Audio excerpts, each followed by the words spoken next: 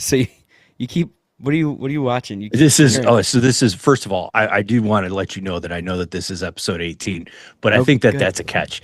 So watching the Southern Miss Western Kentucky New Orleans Bowl right It's now, a good Western one. Kentucky is up by 11 with 2:26 to go. Okay. Southern Miss is furiously trying to make a comeback, but just it's just the tune up for the main attraction of the evening, the UNLV versus Ohio bowl game coming up next, That's going to be a which good is one the right there. Scooters Coffee Frisco Bowl. Ooh, that's a good bowl game. That's the thing. Notre Dame refused to play that. No, it could have been Notre Dame in that game. The Frisco Coffee Scooter or whatever. That's Yeah, what it could have been. But yeah, Ohio's got a coaching issue over they there. do have a coaching issue. So your guy Brian Smith, yeah, your buddy down there in Athens, so it's first year on the job, and he decided that he's going to be drunk and go. See, he got confused as this is like, I mean, it's I don't mean to make light of it because it's again it's a bad situation. So he got fired for an affair with a student. It's It's always a good. good play. And then was like drinking on the job. He yeah, you're right. He was confused. He didn't realize he was a coach. He thought he was just a He he thought he thought he was a was student. he was like they were like you're the fraternity president. You're It's the like, rush chair. That's what he thought he was. He didn't know he was the football coach. He thought he was the rush chair, and that he was supposed to be going after all the co-eds and drinking and stuff like that. We, it's unbelievable. it's unbelievable. We a lot of coaching situations going on here in the collegiate level, but so We got if John you Hauser. We got John Hauser as the interim defensive coordinator. He's running the show for the Scooters Coffee Frisco Bowl that's coming good. up He's what do next. you know about him? He good coach, good DC out there. Oh, listen, John Hauser is I know Doogie Hauser. Okay, It's they're not the same person, okay. so I do know that. Let's pull up some information on John Hauser here. John Hauser. He seems like I Oh, mean it John sounds Hauser. He looks like dude. He's gonna do your taxes before the game. oh so he He should be in the tax slayer tax bowl or yeah whatever that one is. the tax layer. That's good. That's good. Well, good luck to Ohio, man. That'll be a fun one, right? Yeah. If you guys notice, my background is different, and that is because I have moved from out of the bedroom into the living room, and the reason being, it is my last night in Columbus. Now, I'm not leaving OSU. I'm not done. I'm just doing an internship down there and back in Florida. Going back to O Town actually. Well, a little bit outside of Orlando, but The O. same back to the O for the next semester to do an internship. I'll be back. I'll be back to Columbus in the summer. But yeah, a lot of O's going around. Ohio, Orlando, just throwing O's out there. Oh. That's really bad. Yeah. O's. Oregon. We could talk about Oh, Oregon. there we go. Oregon. So they put their ones back out there for the final drive of the game. They got scared. Yeah. JMU started to come back. Dan Lanning was not happy. Look, here was the thing. Okay, so they were boat racing them, right? Like they like to score almost 50 before the half, Yeah. and and then it was just a matter of like, okay, let's just start putting people because it's a tough thing, right? Like you don't want to win by 100, It's just yeah, it but doesn't look also at the good. same time, it's like you don't want your dudes out there to get hurt. So when do you pull them? And but then you also like they need reps, right? You don't want them sitting for another 2 weeks because they already sat for 21 days. So do you keep them playing? But then you don't want to like have your full. It was just see. This is what I'm talking about, and I swear it's unbelievable that anybody can still justify this. The Ole Miss Tulane game was yeah, we knew exactly what it was going to be, what it was. And listen, here's everybody's going to jump in that thinking they're so smart and be like, oh, all the blowouts that happened last year. Listen, those blowouts that happened last year, if you other than SMU, if you play those games 10 times, you're going to get a good mix of what happens. It could be blowouts the other way. It could be close games. It could be whatever. Like we know that, right? Like even the probably the most mismatched one was Ohio State Tennessee, I think. You know, even more so than Penn State SMU. I think the Ohio State Tennessee was the biggest mismatch game. I think if you play that game 10 times, Tennessee probably wins 2 or 3. You just because I mean just they're you know they put together wins against Alabama. They put they play so they if they play their game, they're tough to beat. And they're gonna play their game every once in a while. So yeah, so you can sit there and say, "Oh, well, no, there was blowouts." Look, if you play Tulane, Ole Miss 10 times, we're gonna get that same outcome 10 times. If you play Oregon, JMU 10 times, we're gonna get that same outcome 10 times. And we know that, and we knew that going in. So why are we doing this? Yeah, we You know knew what I that mean? going in It's because not Ole fun. Miss. It's not fun. Ole Miss and Tulane, they played earlier this season, and the score was almost identical. It went from Almost 41-10 identical. to 45-10. So all Ole Miss did was score a couple more points. It was so people. Yeah, you're right. If they played those type of games over and over again, it's going to be 45-10 every single time. Whereas these other blowouts, the Alabama, Michigan States, Ohio State, Tennessee, Ohio State, Oregon, stuff like that, Clemson, LSU. Think about it. It Alabama and Clemson played each other so many times in a row that even one of those games was a blowout. The, Right. the defending national champ Trevor Lawrence Clemson got blown out to Joe Burrow and LSU. You think if that game wasn't played again that it wouldn't have been close? Like it's not even comparable. And then people are also starting to bring up, and this is annoying too, because it's people that are trying to sit there and be like, oh, well, I think I know everything. I'm Joel Klatt. But it's like they bring up the older games, right? They're like, well, Appalachian State beat Michigan. I'm like, while that is the most amazing thing that ever happened in the history of the sport, like that will never happen again. Right, like That and they happens talk once every 50 but then years. and then everybody's bringing up, well, Boise State beats people all the time. Boise State needs to be uplifted. I think Boise State is better than the conferences that they're put in. I mean, in all seriousness, Boise State probably would have won the ACC this year. You know what I mean? Like, Right. people keep trying to talk about those type of games, and they're bringing up these old school, like, oh, well, Tulane beat USC with Caleb Williams, and da da da. Like, okay, again, if you run that game back 10 more times, USC blows them out 4 times. Like, those are not comparable. The SEC on Big Ten, SEC on SEC blowouts, those aren't comparable because, once again, like we keep saying it, you're right. If you play those games over and over again, the results are going to be different every single time. And this goes back to the point, and I know people are probably sick of it. We've talked about it enough, but Notre Dame and Ole Miss would have been a much better game. Texas and Oregon, Vandy and Oregon, BYU and Oregon would have been a much better game, and everybody knows it. And if you're going to sit there and tell me that you don't think that Notre Dame or Texas would have put up a better game than JMU and Tulane, you just realize how stupid you sounded defending it before the game happened. So now you're trying to backtrack and act like that. That's why all this stuff's coming out, because it's the people that were defending them being into the playoff in the first place that are now realizing how dumb they look defending it. So now they're sitting there being like, oh, well, how about like it's so Yeah. stupid. It is and so dumb. and I've been hearing some more people talking about it. And I like one of the things that like apparently so everybody listens to our podcast Everyone. because everybody's talking now about the group of 5 playoff having their own division and things like that. And so that's getting a lot of thing because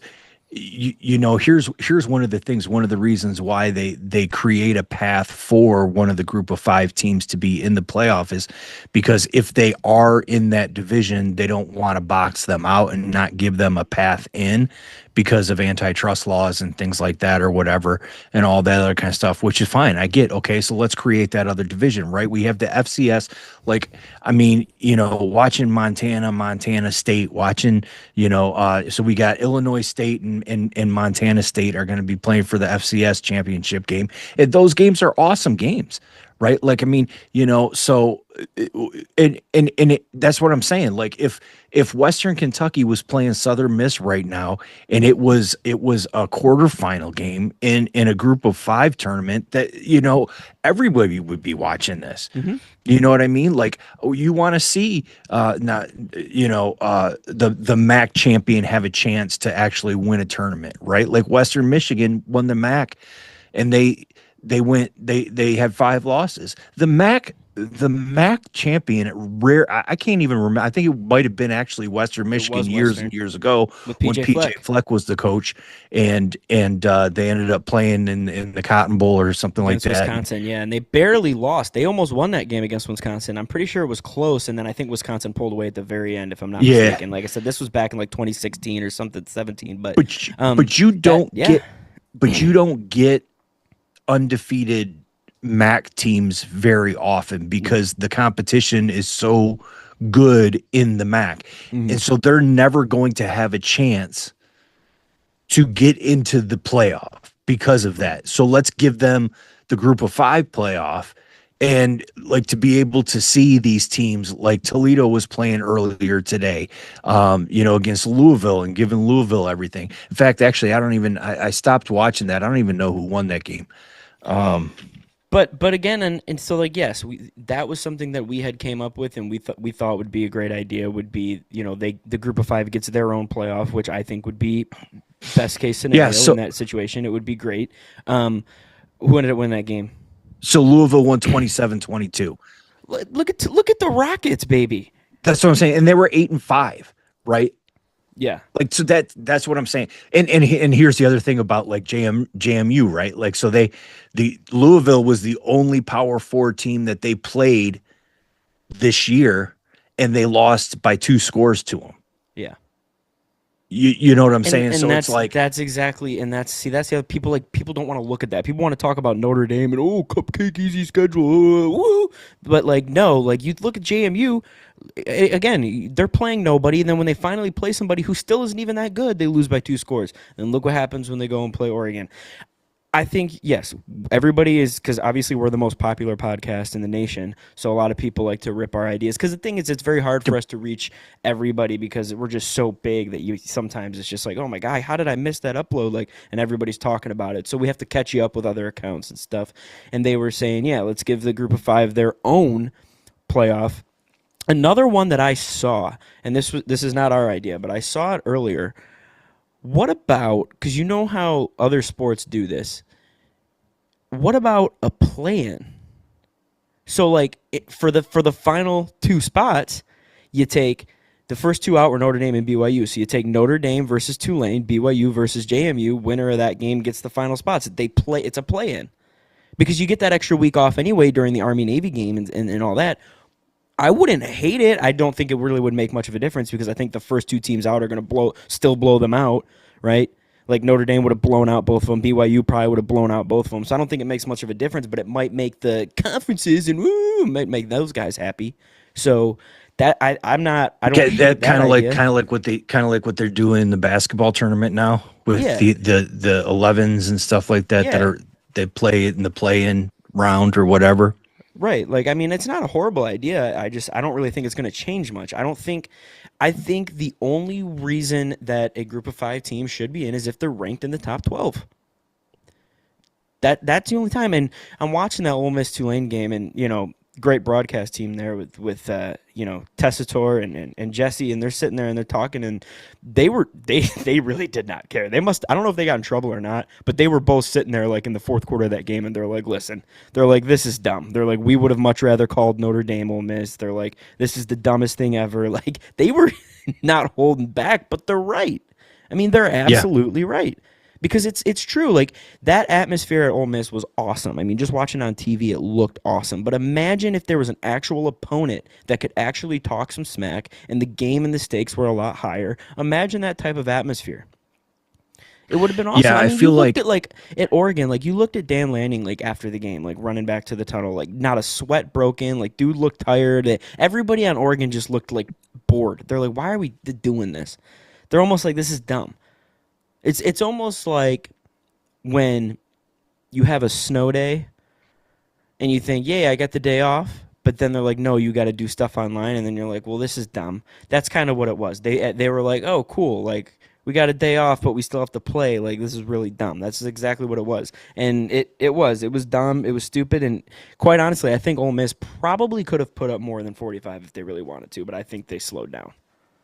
So Oregon won 51-34. Okay, it was 34-6 at halftime. And their locker room, everybody was like, their locker room was, it was like they lost. Like nobody was like cheering, nobody was excited, nobody was like, they won 51-34, boat raced them, and their locker room was like they lost the game Well, because but also it's think about it. They were up 34-6 at halftime because they kept their starters in. At halftime, they started putting third string in, and then that's when JMU started scoring all their points, and that's when Dan Lanning was like, "Well, this is dumb. I'm putting the first guys back out there," and they scored again. If they right. would have kept the starters in all game, they would have won that game 70-10. What I'm saying is like you still win by almost 20 points, Yeah. and you win by 17 points, and you're like,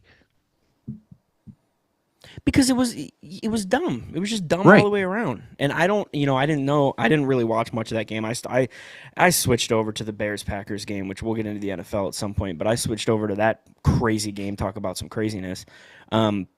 So I don't know what the injury report was, but it would really be a shame if like some guys on Oregon got hurt in that game. When it's like seriously, you know what I mean? It's like a preseason game almost. Like it's dumb.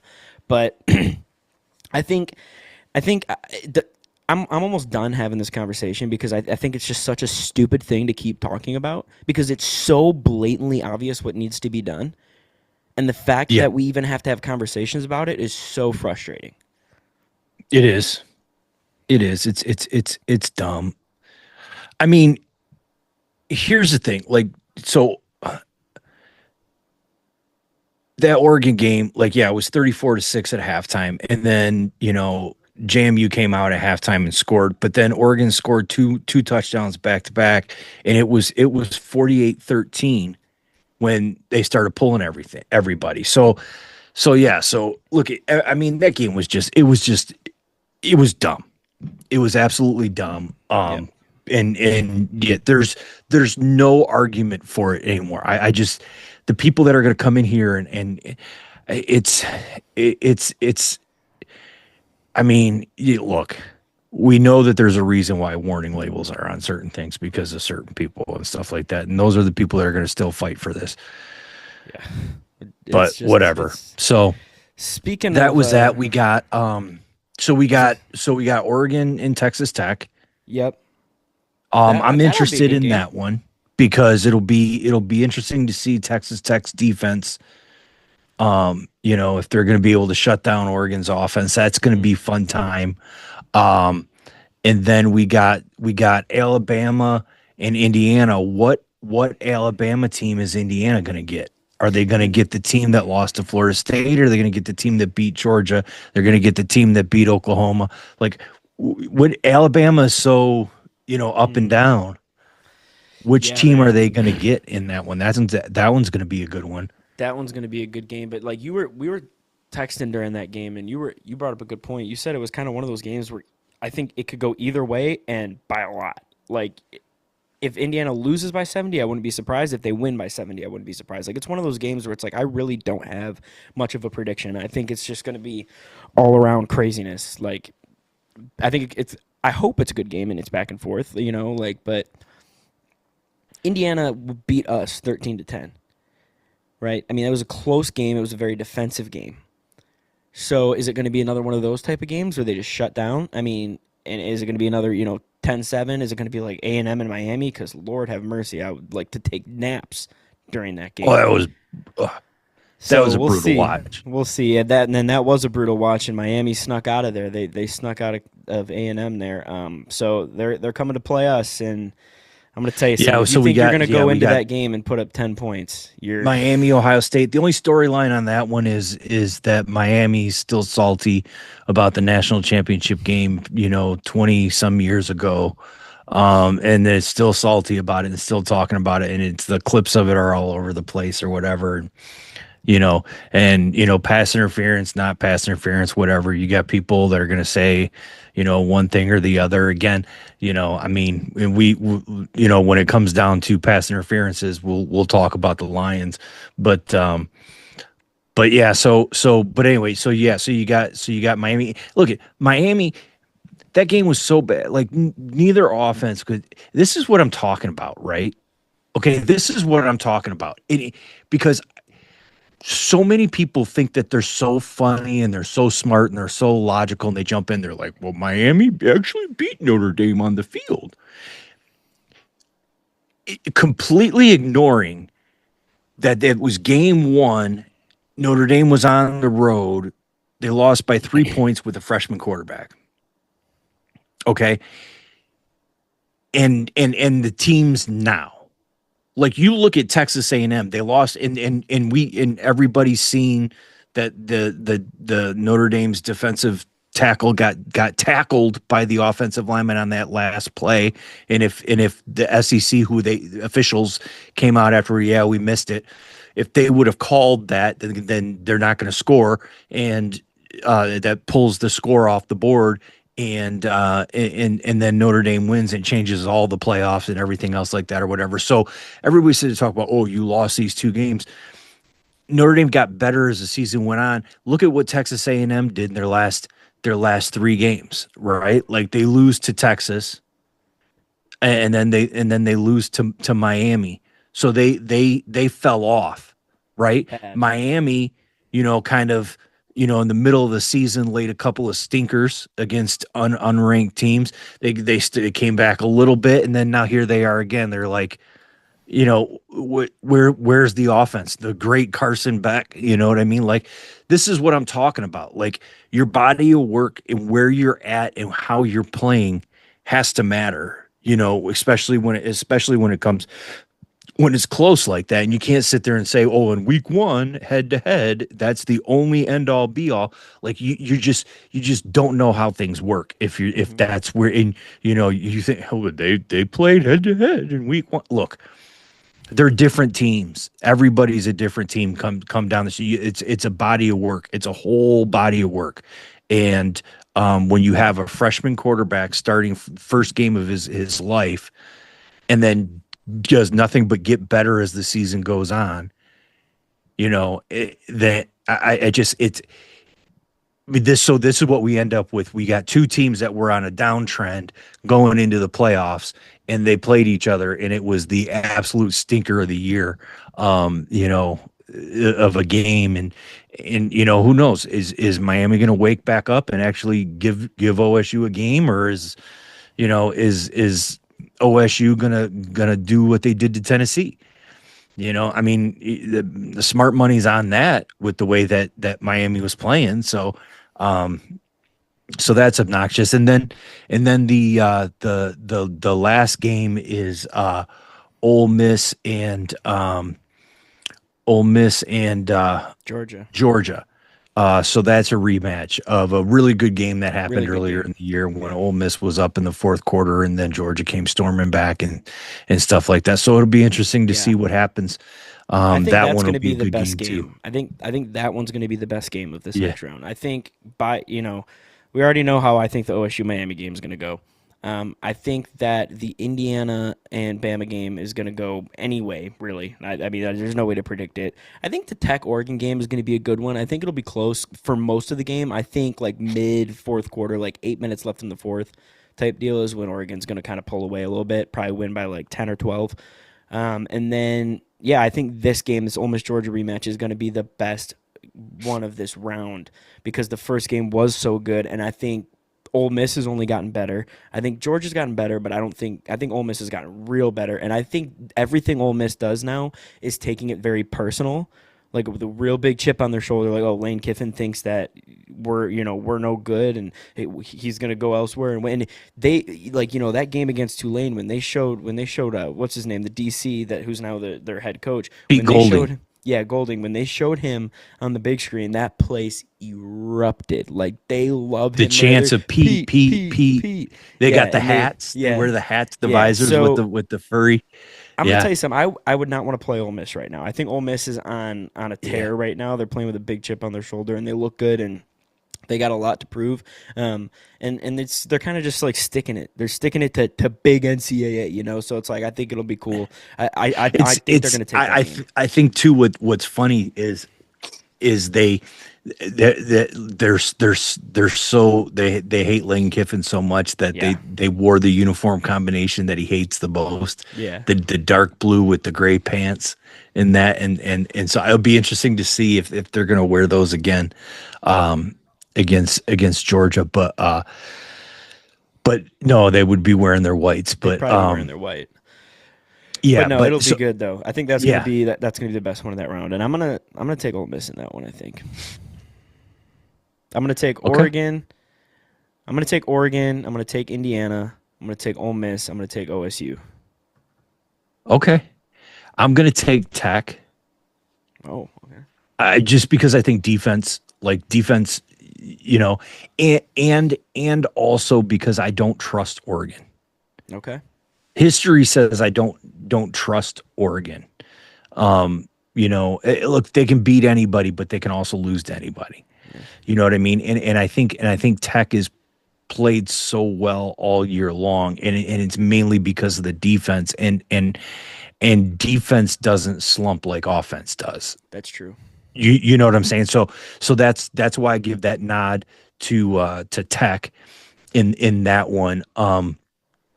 Indiana, look, obviously Indiana, I didn't realize how good their defense was until watching them against Ohio State.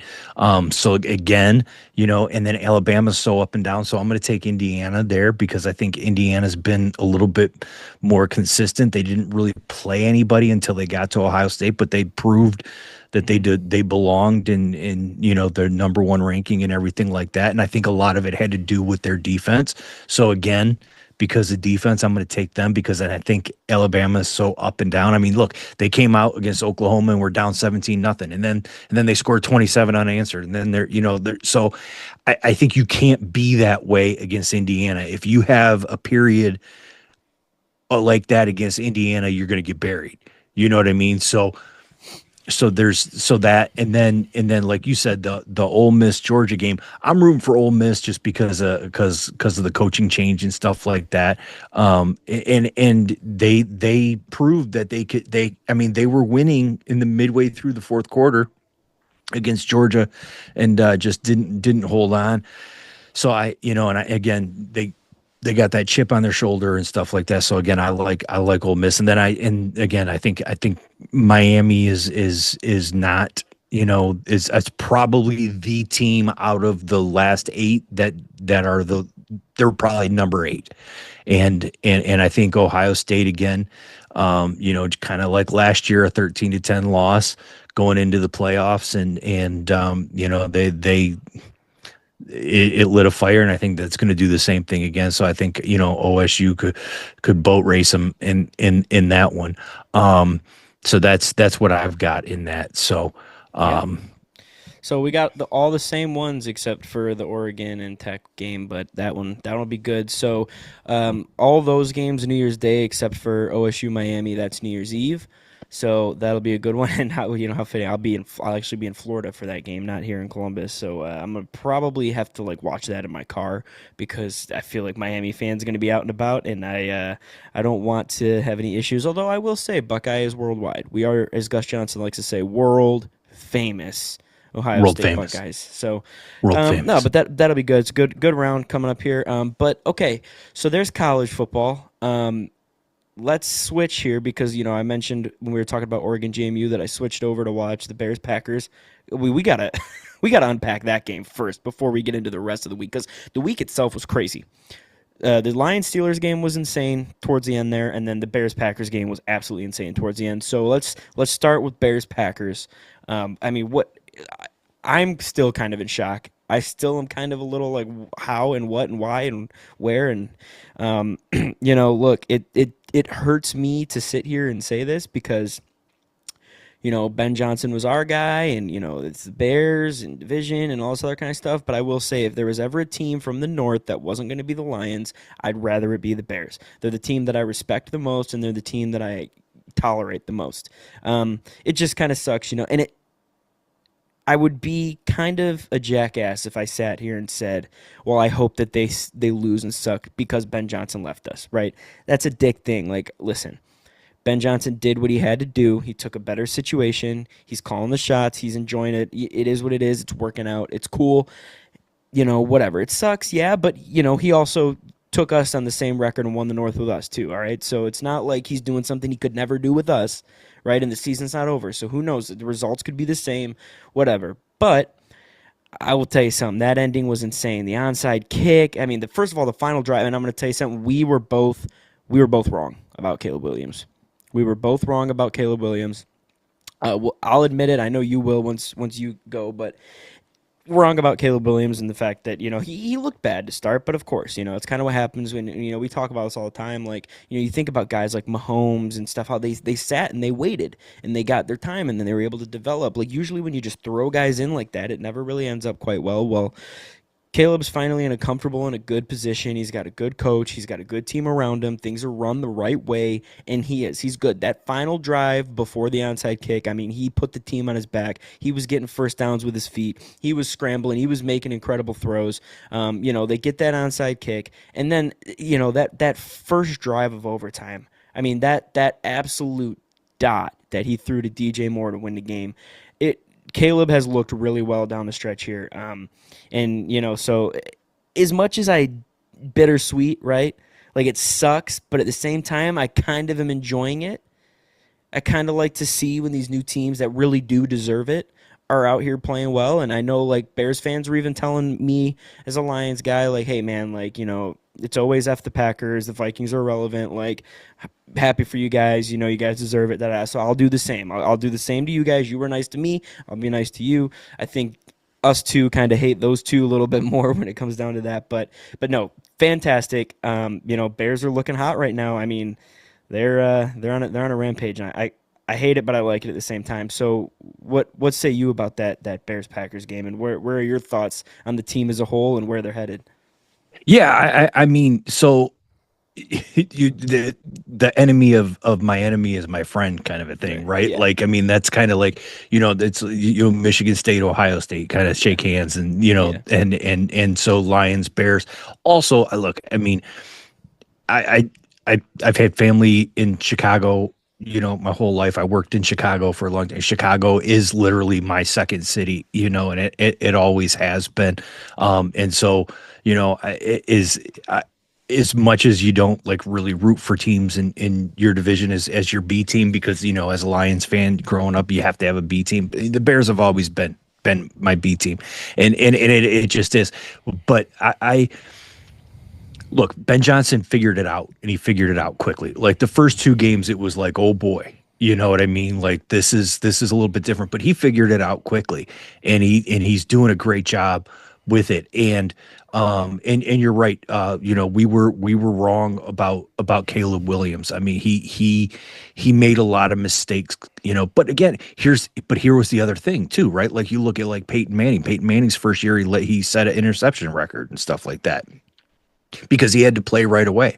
And so the thing about Caleb Williams is I think we get clouded a little bit by the personality, where the law flowy skirts and the painted nails and all that kind of stuff or whatever. Like, look, Broadway Joe was wearing nylons and fur coats and stuff like that back in the 60s, and in that for the Jets and stuff. So you get those eccentric kind of guys or whatever. And I think that we kind of got the little clouded thing on it. But if you break down his game, number one, he's got a strong arm. I mean, that his arm strength is probably, I put it up there with Aaron Rodgers, is probably the two strongest arms in the league.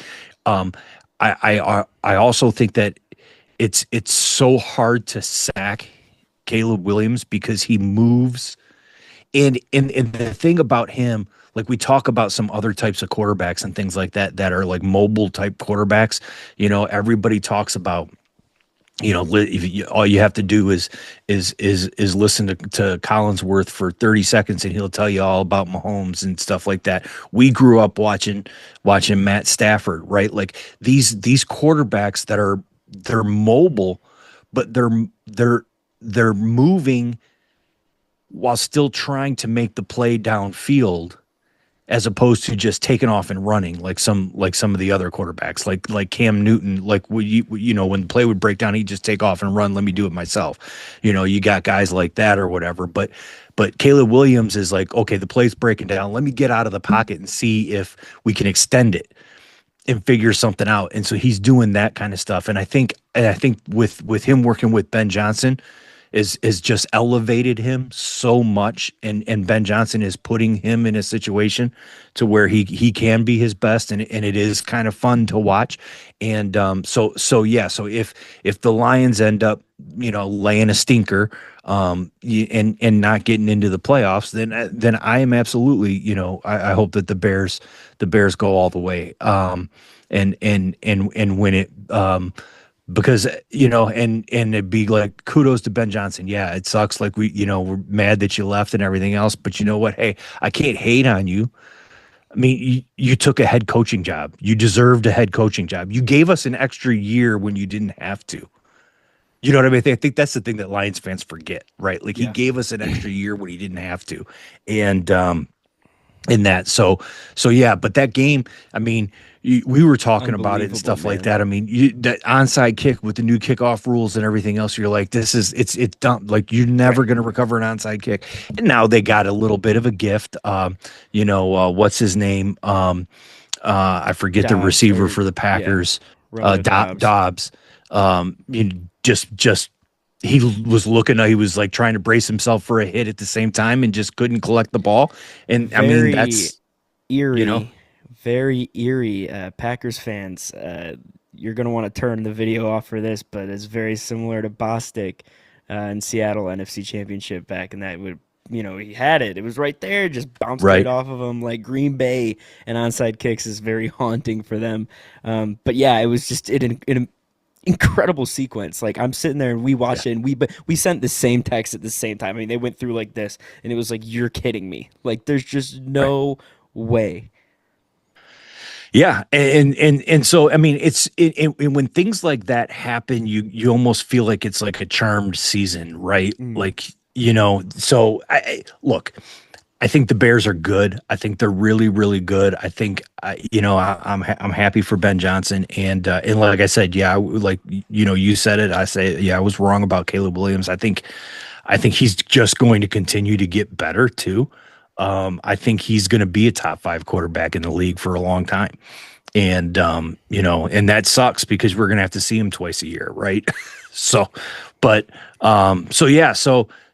that. And so now and then, let's talk about the craziness of, so that was that crazy. They come back and then they tie the game up, and then they win the game in overtime and stuff like that. So, I mean, that was just crazy game. And then all of a sudden we're watching the Lions and the Steelers, and you want to talk about crazy endings. Look, as a Lion fan, Lion fans are just so used to say, oh, well, the refs and the refs and the refs. Look, I know Rex Ryan came out and said that the pick play and the pass interference on Tesla was not, like, I don't have a problem with either one of those penalties. You know what I mean? Because I can, like, so yeah, did Tesla run into the guy? He did. Was he pushed into him? Yes, I don't know. You could say that, but whatever. He made contact 5 yards down the field with a defensive back. That, you know what I mean? Like, it's the rule. Yeah. You've got to avoid that in that situation. Like, you can't make that contact. You can run past him. Mm-hmm. You can do what you can to avoid him, almost hit him and then avoid, but and that's a rookie. That's a rookie running that type of a route and got pinned because the guy who was covering him didn't really give him a way out of not hitting the other defensive back. So I don't have a problem with that penalty. And Amon Ra even said, he's like, as soon as I crossed the goal line, I knew it. Once I saw the flag, I knew it. And then the pass interference on him. Now, do receivers get away with that all the time? Yes. But look, if you're going to run into a guy's chest, extend your arms, and then catch the ball, I, I guess Yeah. I'm almost the exhaustion of saying the refs, the refs, the refs. It's got it. Like, look, those two plays, I don't have a problem with those calls. I think they're probably the right calls. And I will tell you this, they're absolutely the right calls in the middle of the game. You know what I mean? And nobody's saying anything about them. But because they're at the end of the game now, everybody's gonna scrutinize them and analyze them and everything else. But look, at the end of the day, we go for it on fourth down in inside the 5 and don't get any points. We kick the field goal there. Now all we need to do on that last drive is kick a field goal to win. Yeah. Right? Like, so we know, like, what do we like so Ben Johnson and the Bears are who the Lions were. They're like, you have to do those things to quickly elevate yourself because you've been down for so long. Once you're at the top, once you've hit that mountaintop, now you have to play like you belong there. And the fun, free playing Madden, don't even have a punter on the roster or kicker on the roster kind of a thing is it's once you're supposed to be there, then you have to act like you're supposed to be there. And you take the points early in the game. You take the points, especially the way your defense was playing. You know how demoralizing that is for a defense when you're playing so well and you see your offense drive all the way down, and now you have to go back out there still trailing when you could be tied or with the lead. You know what I mean? Like, so I just, that part irritated me. Also at the same time, look, Kelvin Shepard, like, he's doing whatever he can. I mean, I mean, the injuries again, we're talking about all those and stuff like that, but you cannot allow two journeyman running backs to just gouge you like that and give up all this, especially late in the game when you were you come back and score and then boom, you let the guy rattle off a 45-yarder and stuff like that. Like, so I don't want to hear about the penalties at the end of the game because whatever, they both I can see where they were called. And I'm not going to do that. And I'm not going to say, the penalties, the penalty. Look, there was plenty of other things. I think they were probably both the right call if I'm looking at it objectively. And, now we're in a situation where we have to win the last two and the Packers need to lose the last two, which Jordan Love, Malik Willis, you Yeah, got some that's injury stuff going on there. I mean, listen, yeah, we can sit here all day long and be like, well, if everything happens the way it's supposed to, but as a Lions fan, it's the reason we're even sitting here being like, well, we still have a chance because of X, Y, and Z is because that's all we've done our whole lives. Is because we've up until the last 2 years when we went 12-5 and won the division, and the year last year when we went 15-2 and won the division, we've never just done our part and got in ever. It's always got to be, well, if so and so loses this game, or if this team beats this team, and then that team ties that team, and da da da da. It's always some elaborate, stupid thing, and I'm sick of doing it. It sucks. And to be honest with you, if we get into the playoffs, what are we gonna do, right? You win these last two games, sure, cool. I mean, what are you gonna do, man? What noise are you gonna make? If you somehow get lucky enough to jump in at a 6 seed and go to Carolina or whatever, or if you're a 7, whatever, cool. But you're gonna run into teams that are really good right now. You're gonna run into the Rams again. You're gonna run into the Seahawks. You're gonna run. You know what I mean? You're not winning those games. We the problem that I think we're having right now, and I said it to you when we were watching that game, is this defense cannot stop anybody. We have to score 50 to win. And with the injuries and just with the play calling and the way the offense has been, we're not scoring 50 points. We're just not. And I think the problem is, you're right. Yes, it we're now there. We need to act like it. Like these fourth down plays and these trick plays and the woohoo Madden stuff. It's overused. It's overplayed. The league caught on. We're done. Let's move on. Right. That's where we're at. You go to the okay, so you go to the penalties, right? You fight your way back into the game. You get lucky with the missed field goal. You're like, okay, cool. You know, a touchdown wins it now rather than having to go for two and tie it and all this other kind of stuff. You drive all the way down. Great drive. I mean, there were two plays. You had, you know, an Amon-Ra screen where he ran for like 20 yards and you thought he was going to break it because we've seen him do it so many times. There was the Tesla screen that he ran for 10, 12 yards. It looked like he was going to make his way to the goal line. Like those plays just look so. But you're watching, you're like, okay, we're moving the ball really well. There's no way we don't score. There's just no way. Unfortunately, we had no timeouts. That's usually where we can use Gibbs or Monty to get in there. And at that point, you just can't risk it because they also have been stopped in that point, right? And it got to a point with the clock that if we had 10 extra seconds, we probably could have afforded to dump one off to Monty or Gibbs there. And if they didn't get it, we would have had time to get back to the line and spike it or whatever. But unfortunately, we weren't in a position, so we had to throw it. We're not used to throwing it inside like that, inside the five, like we, you know, inside the 10 and the five. But you're right. You know, Tesla made a great catch earlier in the game, had a He very, almost almost had like, that. He I was almost going to had that say, one. almost had an identical play, almost had an Yeah. identical play. Like he, because you saw in the first one, he like caught it, like he caught the Yeah, ball, he like pulled the claw out on yeah, it. pulled the claw out. But it was like almost an identical throw that he had it and is on the way down, just lost control. Which again, you know, Got knocked out. It was a good play by the good play. defensive player, Yeah, but and then you've got your you know your pick play, whatever that you know. I mean, listen, you're right. Yeah, is it a call that you rewatched a million times? Did Tesla get pushed? Did it da da da? Sure, but it's like it's one of those things where if you it's getting called every single time it happens.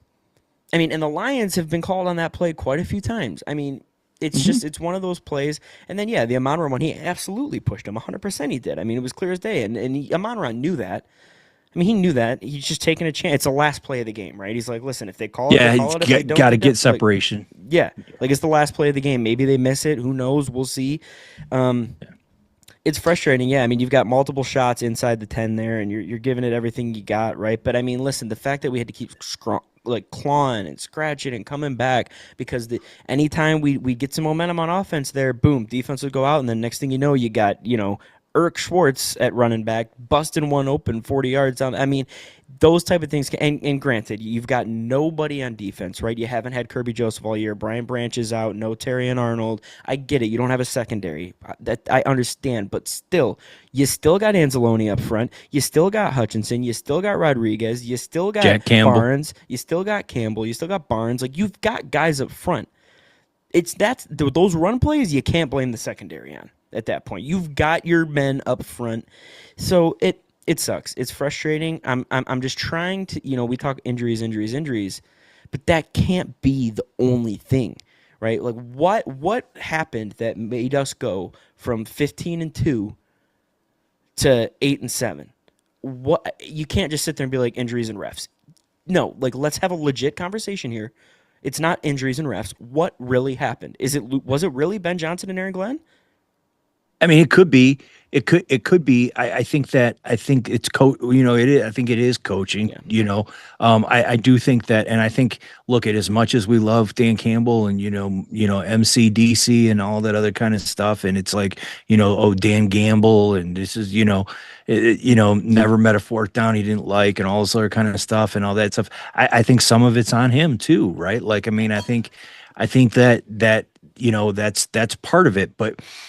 I think that because again we talked about it last week too. We talked about like we're not the only team that's dealing with all these injuries, right? Like everybody's dealing with all these injuries, and we talked about with Jordan Love and Malik Willis, and we don't know what's going on with, and now JJ's out again, and we got Brosmer or whatever his name is that's going to be playing and stuff like that, but. I want to ask you because this is the thing that bothered me. Okay. and because you talk about the coaching and stuff like that. At the end of the game, everybody was so confused, and they thought that the Lions were going to get another play because of the penalty. Mm-hmm. Is it just me? Because I've always had it in my head that you don't get an extra play because of an offensive penalty. Only a defensive penalty do you get an extra play. Game can't end on a defensive penalty. Can't end on a defensive play. It can absolutely end on an offensive penalty. And it's always been that way. So I don't understand why Goff, St. Brown, Dan Campbell, all these guys were talking like they didn't understand why the game ended. They thought they were going to get another play. They were saying it. And I just, it's, how do we not know the rules? Like, I mean, that's, to me, I thought that was one of the most basic, one of the most well-known, like an offensive penalty does not give you another down. Yeah. If So if the clock runs out during a play and there's an offensive penalty on that play, the game's over. The clock ran out. It's always been that way. what if it would have what if it would have had been a false start, right? Or a hold? Well, The game would have ended on a false start or a hold? well, Or would it's they have different. gotten It's different. False starts happen before the it's a pre-snap penalty. So a hold. So a hold, yes, the game's over. Really? Unless it's a defensive hold. A game can't end on a defensive penalty. It can end on an offensive penalty. Because otherwise, what are you going to? Offensive teams will take penalties all day long to get another down. That's true. That's why that rule is what it is. Like, it is kind of interesting. I mean, this is obviously this is not the first time in the history of NFL that a game has ended on a penalty, right? Of course, we know this, but yeah, you're right. I guess why was it? I mean, if you're like Campbell should have known that. And guys, look, like whatever if they called it, unless they pick up this flag, the game's over. He should have been telling the guys. Well, even if they pick up, even if they pick up the flag, then the result of the play is good, and then we win the game. That's what I'm saying. Unless the game was over, regardless. The only way the game was going to be extended is if that flag was a defensive pass interference. Then and it wasn't ruled a touchdown. The only extension of a game ever, and I don't understand why that was just so confusing to people. I think it's just because it's something that doesn't happen very often, and us as Lions fans, we're so used to some crazy things happening, and we're so used to getting some bad calls and whatever and whatnot, and we needed that win so bad that I think a lot of people aren't really looking into it, and they're kind of just like, what the hell, we saw flags, we were da-da-da. I think that's what it is, really. Well, but then here's the other part of it too, though, Jake, like that is even makes this even more concerning to me. If under 2 minutes, if you have no timeouts and you have an offensive penalty, it's a 10-second runoff. Oh, that's true, yeah. So even if, and we've seen a game, Golden Tate, end that way. Yeah.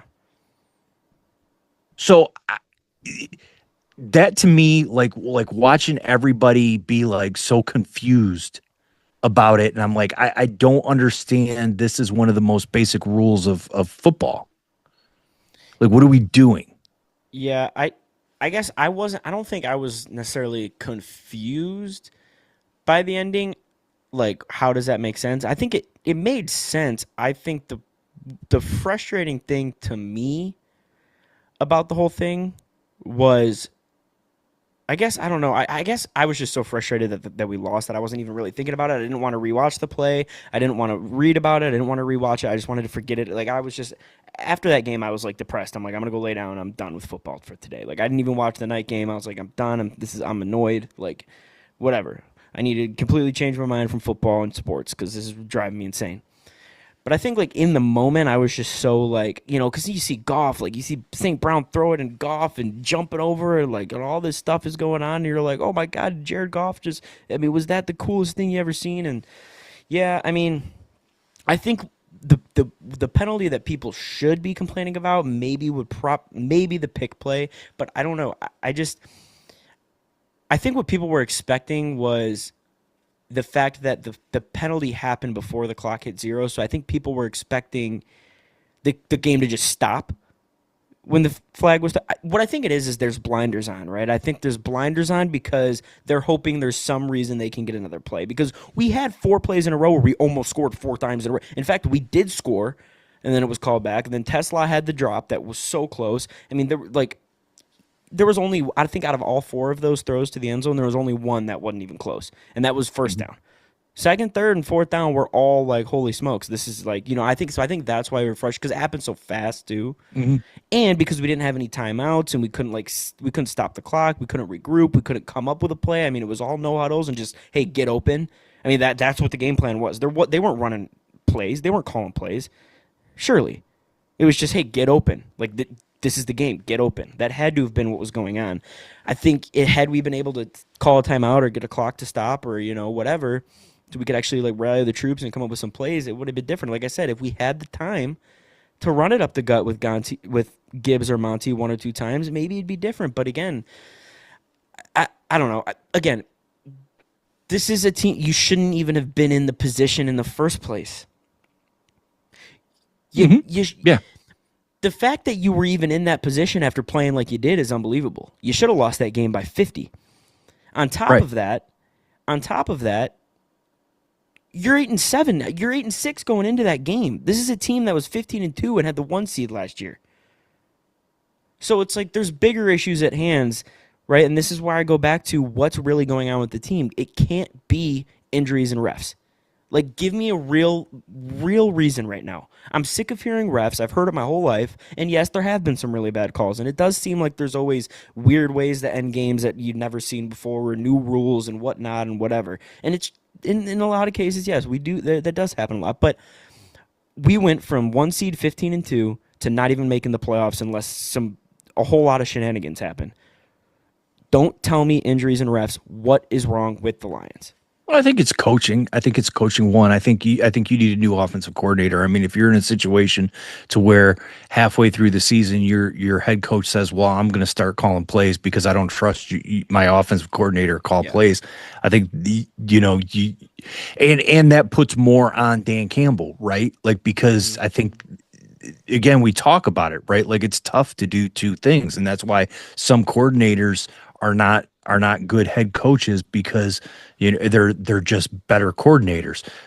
You know what I mean? So I think that's an issue number one. Like, you've got to bring in somebody to be an offensive coordinator, because I can't have Dan Campbell calling plays. I need him managing the game, and I need him to also realize too, okay, listen, we've arrived. We're not, like the Bears doing it this year makes sense because they've been down for a long time and they're on their way up. Now, next year, the Bears are not going to surprise anybody. It's okay. We need to punch you in the mouth and beat you, playing football. And I think that's where the Lions need to be right now, because, again, you're not surprising anybody.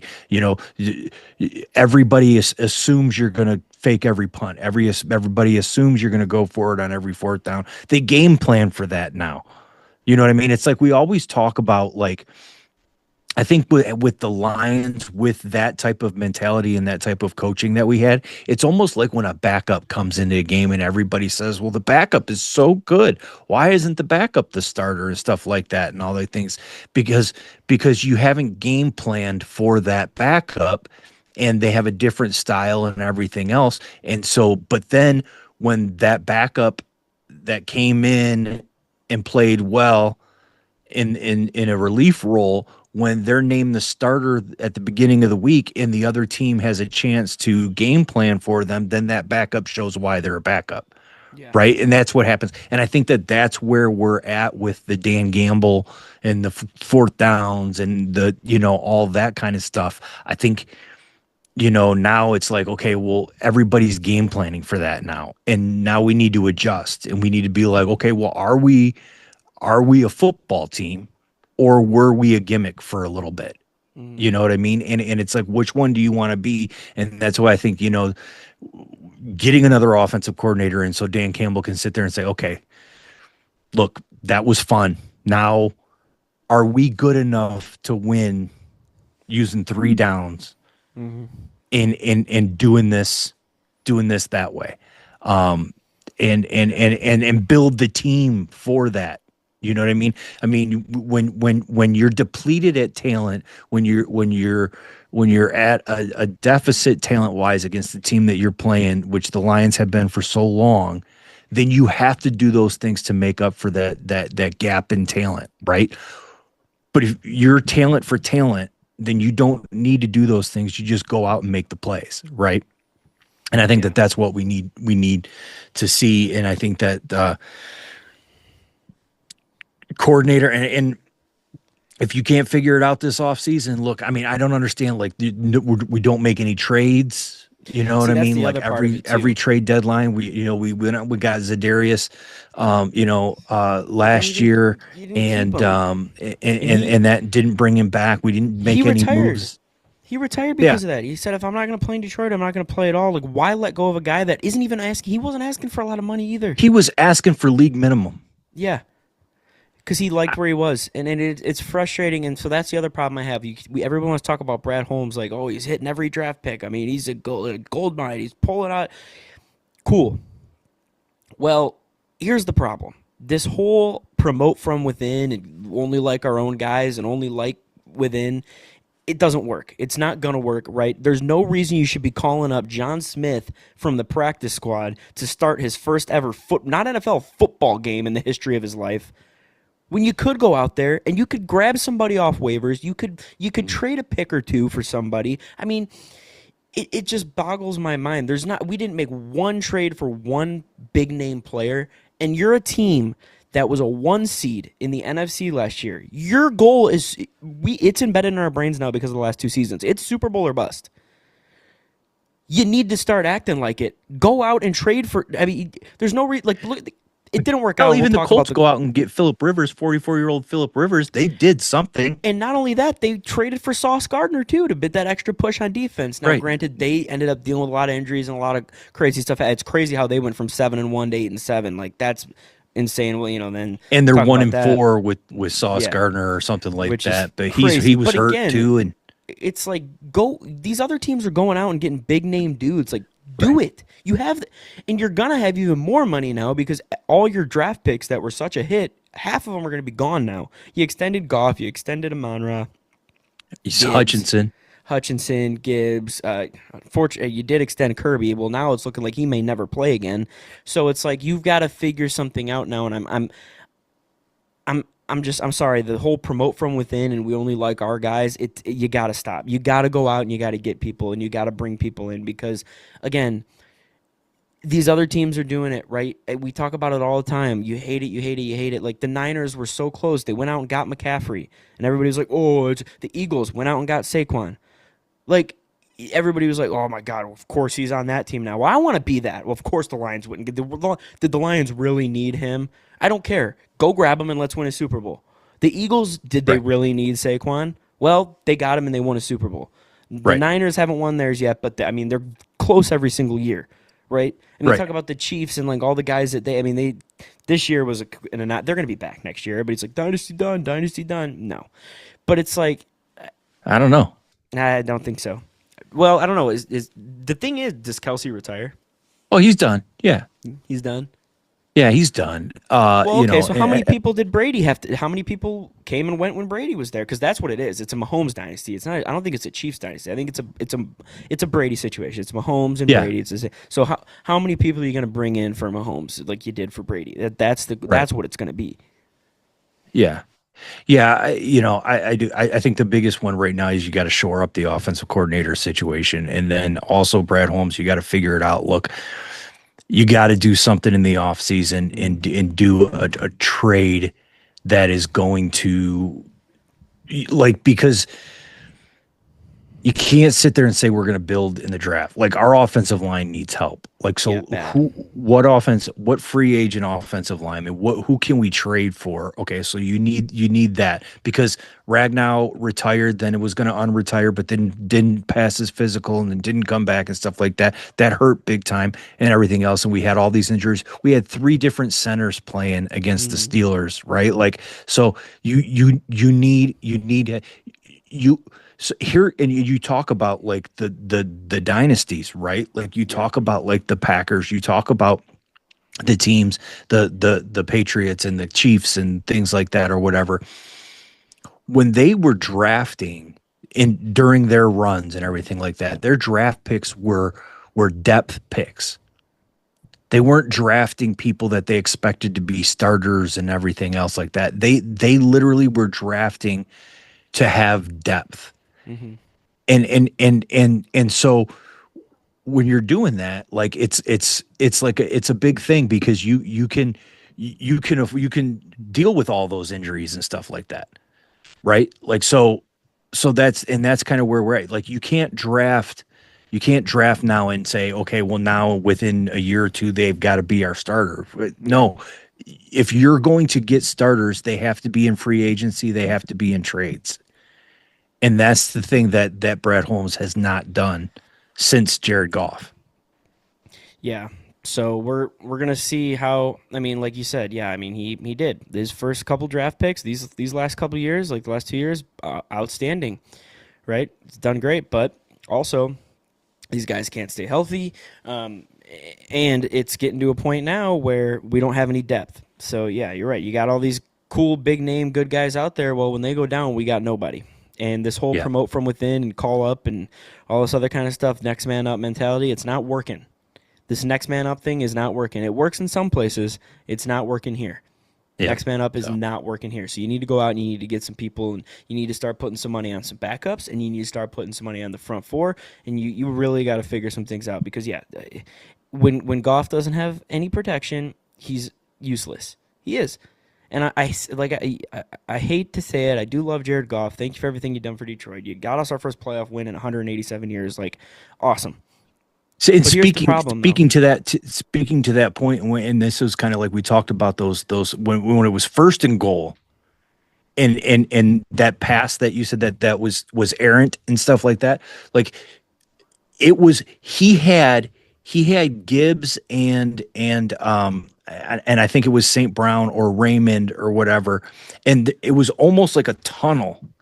And yeah, there was two defenders there, but you had your two offensive players that were out in coverage that could have turned around and blocked. And then Caleb Williams scores that touchdown. Patrick Yep. Mahomes scores that touchdown. Joe Burrow scores that touchdown. Hmm. Matt Stafford scores that touchdown. They just take the ball and run.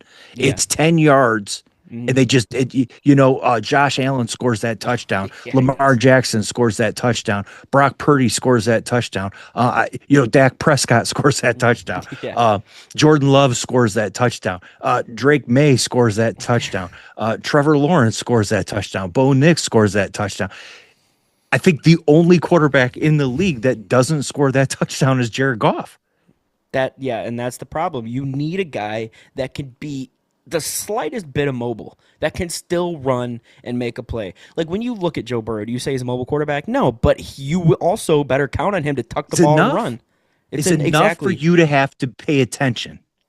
Jared Goff will never take off and run unless I mean, even that Thanksgiving game when there was nobody even on that side of the stadium, he only got 10 yards out of that run somehow.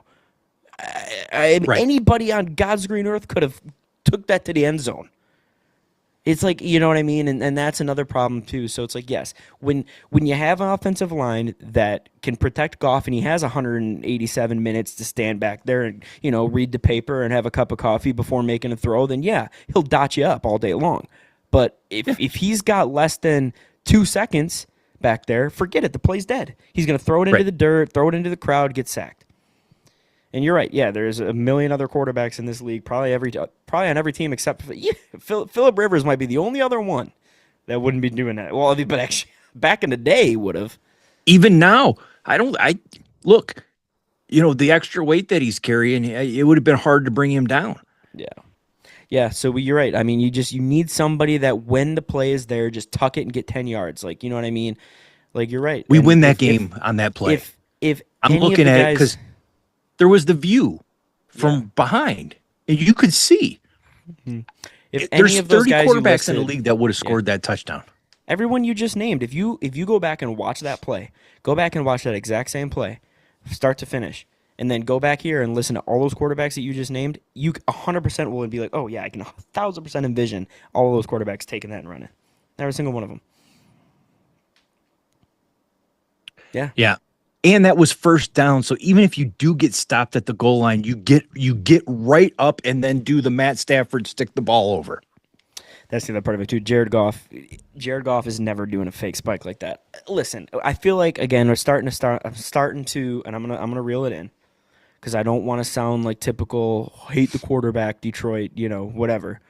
Because that last play of the game there, when Amon-Ra pitched it to him and he took it and ran and jumped over, whatever. I mean that was a gutsy, but he could have done But that on that's the my first thing, down. right? Yeah, Like yeah, that's what he should have done on first down. yeah. So Because he so he's can do capable. like So he's why do you capable. not do it? Like he did it on that play. Right? That's what like So the it's game has to be. It has to be the last play of the game, or he's not doing it. right. And again, and you're right, because I don't want to look because I've said it and I'm on record over and over. You can go back to tons of different episodes and hear me say the same thing over and over again. You can win a Super Bowl with Jared Goff. Hmm. I've said it over and over again. Brad Johnson, Trent Dilfer, Joe Flacco, Jeff Hostetler, all these guys that won Super Bowls. Okay. Like you can win a Super Bowl with Jared Goff. He took the Rams to a Super Bowl, right? Like, I mean, he can do it, but one, you need that extra little from him. Okay. Run that in and score the touchdown. Win the game for your team. Aaron Rodgers does it. Aaron Rodgers is not a mobile guy, but he frustrates the hell out of you because he gets those scramble first downs on third down when a play Out of breaks down. nowhere. And you're like, how is he doing it? Well, Yeah, because he just knows the game. yeah. And he does it because he knows that this has to be done. You've got to have that element in your game, and he just doesn't show that, and that's the frustrating part. So I think, and So I think that's where Sean McVay was like, there's no evolution to his game, yeah. and we're seeing that that's the case, right? Like so, but So again, lastly, I feel again, like I said, you can win a Super Bowl with him, but there's things that need to change, and it's just frustrating as hell. But so then final question to wrap up the lines before we move on. Is the window closed, or is it closing? I think that if we continue doing what we're doing and trying to build this team the way that we're building it, yes, it's done. And because again, like we talked about the salary caps, we talked about the contracts coming due, we talked about not having the depth and the injuries and all those kinds of things. But if we bring in an offensive coordinator, like go out and like figure it out, pull somebody from college, pull somebody, you know what I mean? Like get yourself an offensive coordinator. Dan Campbell, play like we belong now, not like, we have a talent deficit. Like, let's kick that field goal early in the game, those kinds of things. And Brad Holmes, we need plug and play players in free agency and through trade that, and then we need to draft for depth. And I think if those adjustments are made, then the window can stay because we're young. Hmm. You know what I mean? And we're good and we've got a lot of good players. And I think the window can stay open. But if we continue down the path that we've been down, then it's closed. Yeah. I mean, not much else to it. I mean, you saw the difference between what happened in the last 2 years here with this Lions and then what happened back in the 90s with Barry Sanders and the lack of progression and then the one NFC championship and then nothing after and all that kind of stuff. Like, we've talked on the channel before, the differences, right? What the team had around them, what the Lions had around us after the 23 championship game, right? And where we were headed from there versus where that 91 team was headed. Like, we've pointed that, we've already talked about it like 2-3 episodes ago. Go back and watch it. But yeah, you're right. Everything you just said. I mean, we'll have to see here. We're going to see how these last two games play out. We're going to see how Brad does things moving forward.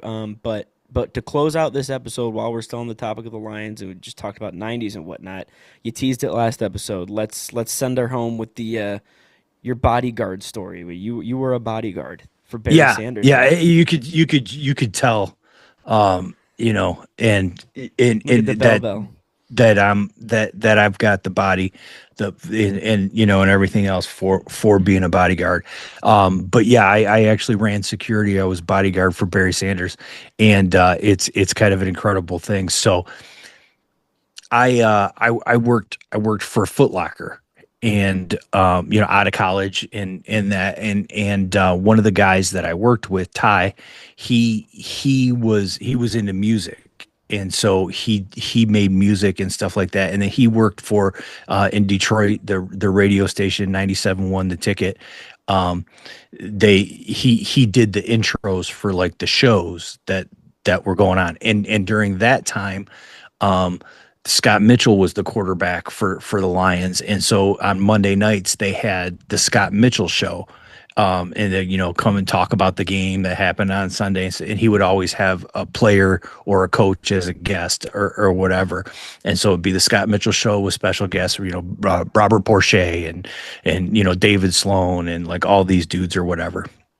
So and so him and I, he would always, because he did the intros for that stuff or whatever, like he would call me up and he'd be like, hey, you want to come with me to, they would always do it on site at a bar or something like that or whatever, when they would do it. And so we would go and kind of hang out with the players and all the on-air personalities and stuff like that. So I was working, and he comes in. He was off that day, and he comes in. He goes, what are you doing? When you get out of here. And I was like, well, I'm supposed to be closing, but he's like, well, you got to get out of here because we got to go up to the bar up in South Lyon, because the Scott Mitchell show, Barry Sanders is going to be there, because they had been teasing all week Scott Mitchell with special guest, and they didn't say who it was, because it was going to be at a little bar in South Lyon, and they didn't want to overwhelm the place by saying, teasing that it was going to be Barry Sanders. They just wanted him to show up and be like, oh my God, it's Barry Sanders. So he's like, let's go. So, we can go hang out with Barry Sanders. I'm like, all right, well, cool. So, I end up getting out of there and I leave and we go up there. So we get there, and it had gotten out, it leaked, or people just kind of figured, well, the reason why they didn't say it has to be Barry Sanders, right? The reason why because every other week they said who it was. Yeah. And so, I mean, the place, I mean, it was packed. It was like fire marshal, like we can't let anybody else in this building. Like shoulder to Outside was shoulder in just a there. mob of people. The parking lot was flooded with people. I mean, they were spilling out into the streets and everything else. We're like, holy, this is unbelievable. So we get in there, and so we get to the producers of the show and everything else, and they're like, hey, listen, they're like, you're glad you guys are here because we got Barry Sanders coming, but we didn't hire security because we didn't anticipate it leaking and there being this many people. And they were like, so Erik, you and Ty go out to the road, and when you see Barry, they're going to be bringing Barry in a Land Rover, and so like you got to get the car back in, and we're going to bring them in the back door, and that. So we're like, all right, well, cool, fine. I mean, it's a crowd of, I mean, there's hundreds and hundreds of people out there. I mean, it's insane, and so we're like trying to make our way out to the road. All of a sudden, we see the car coming, and we're like moving people out of the way, getting the car, getting through, back up, trying to get people out of there and stuff. And then we get the car in the back, and then like everybody's mobbing the car and stuff like that. So I had to go run up to the back door where Barry was. And I'm like by the door, and I'm like boxing out enough to like just to be able to open the door and let Barry. And so then me and Ty are like this, like around Barry Sanders, like escorting him into the back of the restaurant and stuff like that. And people are climbing over us and stuff like that. I'm like, back off. Like, back off, and I'm like getting all like just calm down. And people are yelling, Barry, Barry, Barry, and everything like that. And we're like, elbowing people out and stuff. And so we finally get him into the back, and we're in the back, and we're all like, "Oh my god, that was crazy! That was like we were about like to get trampled and stampeded and crushed." And I like have no idea how it didn't happen, because if I would have tripped and fell, I'd have been dead. Dead. You That's didn't have, and literally how it was. I mean, it was this was insane. like this was a last minute thing, obviously, right? So that you didn't have like a security shirt or nothing. So like, No, so nobody. I'm wearing just like a plain hoodie or something like that, and I had my Lions hat on and stuff like that. So nobody knows who I am or why I'm there and everything I like was that. gonna Like say I just because threw a if you're hoodie on sitting over there, my Foot Locker shirt because I left right from Foot yeah. Locker. So if you're sitting You know, there I being could have like, took back that up, off. I back could have been up. like a Yeah, ref, that there you go. That might have been good. But but so you're sitting it there was being like, back up, back up. Like you didn't have any sort of like security or nothing. So like people were probably like, who the fuck is this guy telling me yeah. to back up? Yeah, they're Like, like, "What is this guy?" And I'm just like, "Back off, back off!" I'm like, "Get your hands down!" Like, and like people are who's reaching this out and guy? stuff like that. I'm like, "Not now!" Like, they're like, "Can we get your autograph? Can we do this?" I'm like, "Yeah, no!" Like, he's got to get inside. You know, and I'm like sitting there with this. They're I'm like, probably like, who in the hell are these guys out here? now Because you this were is not a almost big dude, right? You were no, not this a is big. almost 30 years ago, right? So, like, this is almost 30 years ago. I was in my early 20s. Well, it was before you were born. So I think I might have been 21. So, and Oh my god, no so way. I'm like 180 pounds, I right? was gonna Like say, yeah, you're not big. no, I was skinny, and you know now I'm 6'2", 220, but back then I was 6'2", 180. So I was like a skinny dude, and I'm like, back off. Not, you know, Barry, give him space. You know, I'm doing all like I'm like watching like every bouncer that I've ever seen yell at me, you know, saying all this kind of stuff and everything. So we get him in there, and he's just kind of like, he's like, thanks guys, you know, and stuff like that. And again, like I had mentioned it in the last video, like very understand, like he just had a t-shirt and jeans and some Air Maxes on and stuff like that, and so I'm like, hey dude, like you know, can I get your autograph? So then this is the hat that he signs. You know, so it's a fading now, but I was telling you that it got room because it was the Scott Mitchell show. And so then this Scott Mitchell signed the underside of it and stuff like that. But this thing's 30 years old. And That's older than me. that happened. That hat's that's a that hat's older than me. It is older than you. That's Yeah. crazy. So, yeah, Yep. and so well, so they obviously they didn't you didn't get paid or anything. Like, did they give you No, any like aside from the autographs? Nothing. I mean, I guess the autographs are good enough, but like, no. And I mean, we got to hang out with him. I mean, we were hanging out with him in the back before he went out and stuff like that. And then we had to walk him out to get him up to the table too. So it was like, and then we were just kind of like standing there, like making sure, like, because like during breaks, like everybody would mob up to the table to try and get his autograph, because that's kind of how it happened or whatever. Like while the show was on, like, you know, okay, whatever. But then as soon as they cut to commercial or whatever, everybody would mob up to the table wherever the players were and try to get autographs. And so we were, you know, during the show, we were standing in front of them and stuff like that, like, back off, I wonder. So this was space. a show, right? So it was live. It was recorded. Yeah, yeah. Do you think we could find it somewhere? Are you on? Do you think you'd be on it in the background, or do you think they'd have any clips of Oh you no, it was a pushing people? radio show. Oh, so it was no. There's no video. It's 97 won only the ticket. Like it was, yeah, radio. It wasn't a TV show. It was a radio show. right. But I'm saying they didn't have any sort of cameras at all. It was all strictly No, no, audio. no, no. No. It was all. I mean, there might have been like pictures Yeah. on the. I don't even know. Like this was mid '90s, so I don't know what website or whatever. But if that was even a thing, um, but yeah, it was so yeah, it was the Scott Mitchell show. It was on the radio Monday nights before the Monday night games. Um and and uh and so yeah, I mean it was I mean that was it was a cool thing. Yes, I always say I was security for Barry Sanders. That's It was unbelievable. unbelievable. I was scared out of my mind too, because I Yeah, mean it was a crazy I crowd, and I bet. was just like, I'm a little dude, right? I'm 6'2", Yeah. 180. Like I'm not like a big bouncer guy, right? Like, and That's it was a packed crowd, and so we were having to, and then we had to get him out of there, you know, too. So it was kind of like walking back to the car and get him out of there and get the car out and stuff like that. It was insane.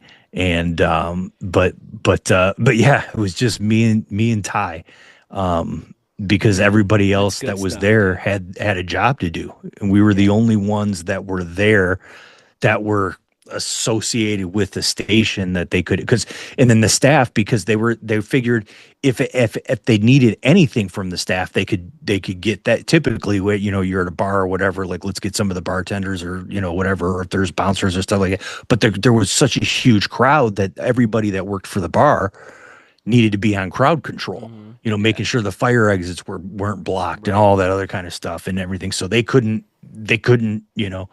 um, do that, because the last thing they wanted was to have the place shut down and not have the show there and stuff like that. So yeah, I was crazy. Um, and that's me running security. But I had a lot of cool experiences there. Like I got to hang out with Robert Porcher when he was there, Luther Ellis. I ended up playing with David Sloan, who was one of the tight ends for a little bit for the Lions. After the show was over, we hung out. We're playing darts and watched the Monday night game and stuff like that. And I had my David Sloan jersey on, and he signed it and stuff. And it was cool. It was a cool thing for that. But yeah, so that's my hat. That's got the Barry Sanders. It's kind of dingy and stuff like. You think I would have taken care of it, but I mean, it was more for the story than the Yeah. autograph. I'm not and stuff like that. But it was a cool thing to do. So back off, Yeah. That's good. That's real back good. off. Boxing out. Box him out. That's good. Not now. Clear a That's path. Clear a path. Get that guy out of here. that's good. You probably felt good yelling at Oh, people it and was pushing people. Is unbelievable. probably cool. It was Well, that's good. unbelievable. That's Like that's a I'd good been doing it story. forever. Like Yeah, I'd been doing that's it good. forever. That's a good story. Well, Yeah. we're gonna let's wrap it up here. It's been Yeah. a long football episode. You see, I got my Pistons hat on. We'll talk about the Pistons at some point. Right now, still the best team in the East. Right now, Pistons and Thunder are the two best teams in the league. As of right now, it's looking like Celtics Pistons are going to play the Thunder in the finals. That's kind of the way it's looking if the season were to wrap up today. But we've already beat Boston a couple times, so we'll talk about the basketball a little bit in the next episode. We'll obviously be following through the college football playoff, the rest of the NFL season, and the next episode I will be in Florida. So who knows what my background will look like? I might be in my car. I don't know. We're gonna find out. It'll be all good and fun. I'm gonna be in a condo with like a couple other interns, so like I'm not gonna be able to like post up and start recording. So we'll figure something out. But if anything else, stay followed to Instagram and TikTok and whatnot, so we can at least be posting types of stuff like that if we don't get full episodes out. But that's all I got. So anything else? Nope. That's it. Boom. Catch you on the flippity flip.